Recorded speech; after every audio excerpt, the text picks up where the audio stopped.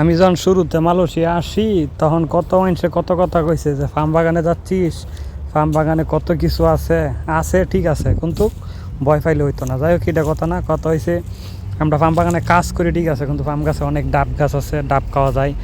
আমরা টাকার জন্য তো কত কিছুই কিনে খাই না, কিন্তু ডাব তো অনেকই কিনে খাই না। যখন ডাক্তারে কয় বা কোনো কেউই কয় তখন কি একটা ডাব কিনে এনে ওষুধের মনে হয়ে খায়। এমনি তো আমরা ডাব খুব কম মানুষে খায়, যারা টেহা বেশি বেশি আছে তারা খায়।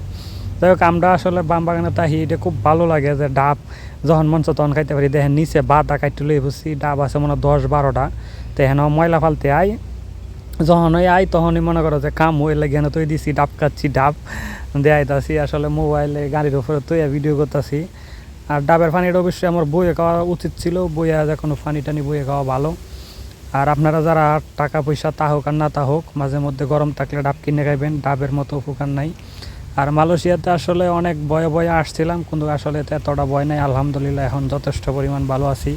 আর আমরা গরিব মানুষ, কাম তো করণই লাগবো, কামের উপরে কোনো ওষুধ নাই। কাম যত করবেন অত শরীর ভালো থাকবো, কিন্তু বেশি পরিশ্রম করা যাইব না, একটা নিয়ন্ত্রণের ভিত্তি করা লাগে। তা আমার দোস্ত আবার কইতেছে যে আমার একটা ডাব কাইটে দিয়ে, আমি বলি আচ্ছা দিতাছি লাগ। ডাব একটা লইলাম, লইয়া তো হাতের মধ্যে কুবানি শুরু হয়েছে। আসলে তেমন কাটতারি না, যারা বাজারে বেচারা দিয়ে উরুম দুরুম খেটে লাই।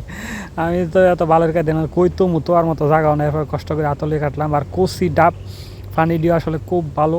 অনেক গাছ ছিল, এরপরে গাছ তো অনেক বেশি নাই, যা আছে তাও এরপর আমরা খাইতে পারি আলহামদুলিল্লাহ। আর ডাবের পানিগুলো খুব মিষ্টি।